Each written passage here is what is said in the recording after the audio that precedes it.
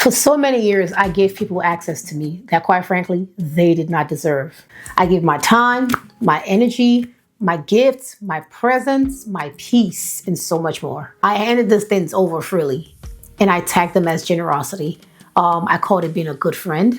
I called it being a good Christian.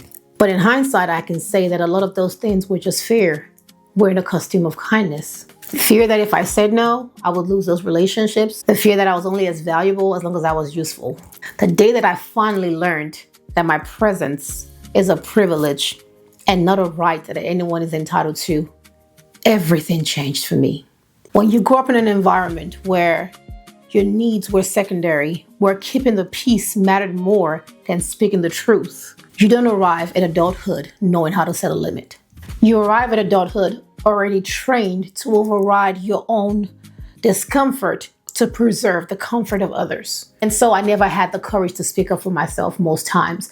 I would even take it a step further that I didn't even have the confidence to look people in the eye.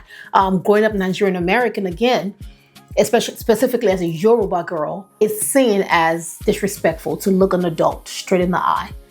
Fast forward to migrating to the States here, and I'm going to school, I'm engaging with my bosses, and my inability to not be able to look people straight in the eye when conversing with them is now seen as a sign of dishonesty. Unfortunately, it took me many years to finally understand that a woman that cannot protect her space, her time, and her energy cannot fully sustain the calling God has placed on her life. My gifts were literally being scattered to people who were not good stewards of them. My presence was being devalued, especially by me. The moment the light bulb finally went off and I started treating my presence as something worth protecting, the people who truly valued me rose to meet the standard. And the ones who didn't, they showed me exactly who they were. Moral of the story, or the lesson I want you to take from this, is this. A boundary is not a wall. It is simply a door with a lock. And you get to decide who has the key. Saying no is not abandonment. It's stewardship.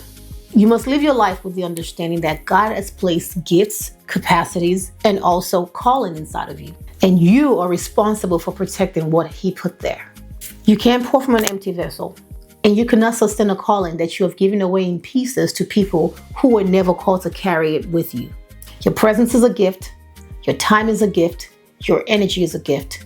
Treat them accordingly.